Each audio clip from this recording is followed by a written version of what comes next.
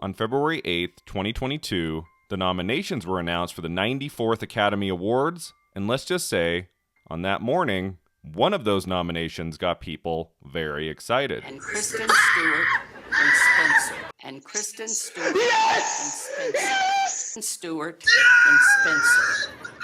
At just 32 years old, as of this recording, Kristen Stewart has amassed a spectacular list of film credits throughout the last 2 decades, refusing to play by the rules, always making risky choices, and experimenting in different genres, and working with talented, visionary directors. Her output during the last 8 years has been especially exciting. Stewart following up her 5 films from the worldwide phenomenon Twilight franchise with a seemingly never-ending series of compelling dramatic performances, her work becoming stronger and stronger with each passing year. She gave at least 2 performances in the previous decade that should have been recognized come Oscar time, but it took her brilliant performance as Princess Diana in 2021's Spencer for Stewart to finally receive her first Academy Award nomination. I am truly astounded and unbelievably moved and touched and just stunned. Strangely enough, her name being called on Oscar morning wasn't exactly guaranteed, and for many it came as a bit of a surprise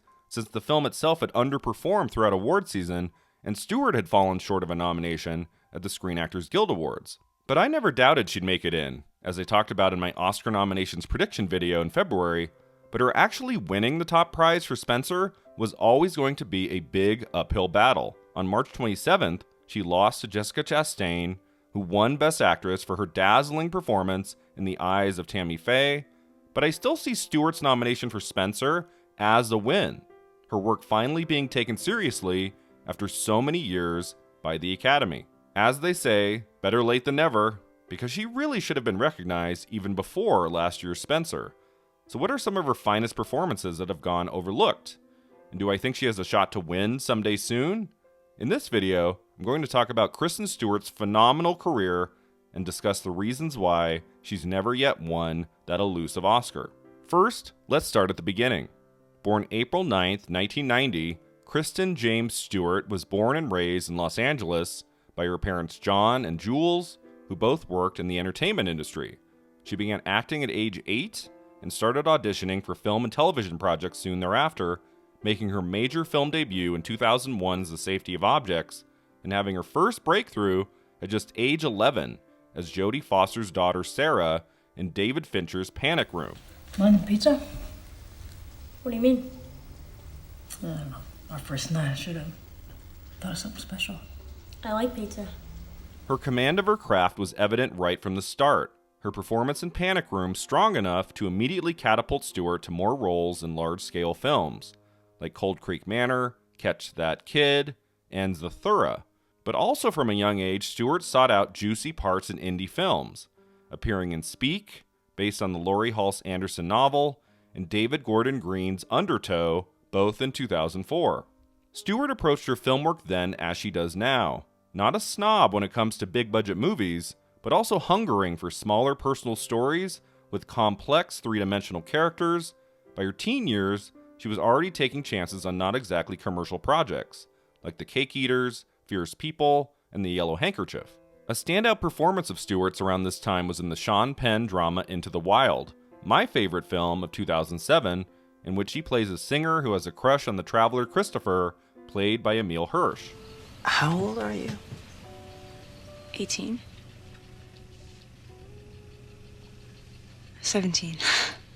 This film marked her first major awards nomination, one of many cast members recognized for the SAG Ensemble Prize in 2008. Shockingly, as of this recording, this remains the one and only time Stewart has been nominated for something at the Screen Actors Guild Awards. Something else that happened for Stewart in 2008? Well, she appeared in a little vampire movie called Twilight. If the world didn't know who she was before the release of Catherine Hardwicke's adaptation of the best-selling young adult novel by Stephanie Meyer, they most certainly did after the release of this film. And Stewart's celebrity continued to grow throughout the next 4 years as 4 additional blockbuster movies in the franchise were produced in quick succession. The story of high school girl Bella Swan falling in love with the vampire Edward Cullen was an immediate phenomenon, and Stewart went right along for the ride, her stature allowing her to take on more character-driven pieces during this time, like Adventureland and The Runaways. She did make one more big-budget studio film before she wrapped up her time in the world of Twilight, Snow White and the Huntsman hitting theaters in the summer of 2012. Most of her big award wins during this period came in the form of the MTV Movie Awards and the Kids, Teen, and People's Choice Awards. The future Oscar nominee was between 2009 and 2012, winning things like Choice Movie Actress, Romance, Favorite On-Screen Team, and Cutest Couple, not to mention Best Kiss 4 years in a row at the MTV Movie Awards. She also, sadly, showed up at the Razzie Awards too, 6 whole times before winning Worst Actress in 2013 for her performances in Snow White and the Huntsman and the Twilight Saga Breaking Dawn Part 2. She did win the Rising Star Award at BAFTA in 2010, there is that, but overall, by 2013, Stewart was in no way a critical darling, an actress who was going to have to change course big time if she wanted to be taken more seriously. And so the same way Kate Winslet pushed against big films after Titanic for a while, and the same way Daniel Radcliffe has been impressing year after year in so many weird little indies since the release of the final Harry Potter film in 2011, Kristen Stewart has been on fire the last 8 years with so many interesting, subversive choices, not going the direction of silly rom-coms and action blockbusters, but instead terrific and often very tiny, off-the-grid pieces. I'm not sure if it was a deliberate career choice for Stewart to go in a new direction and move away from anything resembling the Twilight franchise, but outside of a few lackluster hiccups, her nearly 20 acting feature film credits since 2014 is a remarkable run of talented directors and wildly different genres, each year Stewart bringing us something fresh and new. Her first sensational year as a bold and daring actress came in 2014, the year of Camp X-Ray, Still Alice, and Clouds of Sils Maria. Camp X-Ray, in which Stewart plays a soldier assigned to Guantanamo Bay who befriends an imprisoned man, made its premiere at that year's Sundance Film Festival. Cut the Hannibal Lecter shit. Just keep it down.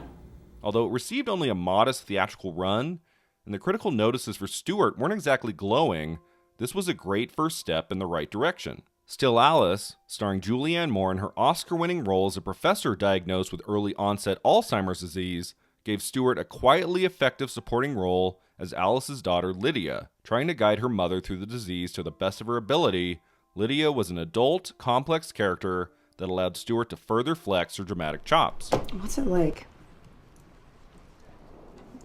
What does it actually feel like? I remember at the time Stewart being considered a dark horse possibility for a supporting actress Oscar nomination, in some ways riding on the coattails of Moore's lead actress nomination, the way Maggie Gyllenhaal was a surprise Oscar nominee for Crazy Heart the year Jeff Bridges won. And I think this could have happened if her other big 2014 release had actually come out in the United States by the year's end. Alas, her most awarded film of the year, internationally at least, was Clouds of Sils Maria, about a film star played by Juliette Binoche, who mounts a big comeback in a play revival, her American personal assistant Valentine, played by Stewart, there to witness all the highs and lows of the creative process. You want people to know? You think if you arouse their pity, they'll back off. I've been around a lot less than you. But in my experience, it's quite the opposite, wouldn't you agree?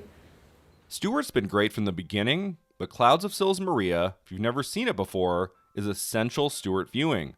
One of her finest performances to date, subtle and believable, her chemistry with the Oscar-winning Binoche positively palpable. For her performance, Stewart racked up a lot of critics' awards, winning Best Supporting Actress from the Boston Online Film Critics, the Florida Film Critics, the National Society of Film Critics, and the New York Film Critics. She also won France's César Award for Best Supporting Actress, becoming the first American actress to receive even a nomination there in 30 years, and only the second American winner after Adrian Brody took the prize in 2003 for The Pianist. But then you just won this giant award. You won the César Award. Am I pronouncing that right? I don't know. César, Okay, yeah, César, yeah. But you won the award. And this is Yeah. like the French Oscar. Yeah, that's what they told me. Congratulations. That's unbelievable. I'm so happy for you. Thanks. You're the best. Stewart should have been more in the conversation for some of the bigger award shows for her performance in Clouds of Sils Maria, but the problem was that the film received a relatively quiet release in the United States the following year in early 2015, which effectively squashed her chances at big award shows like SAG, the Oscars, and others. And it's not like Stewart was slowing down either.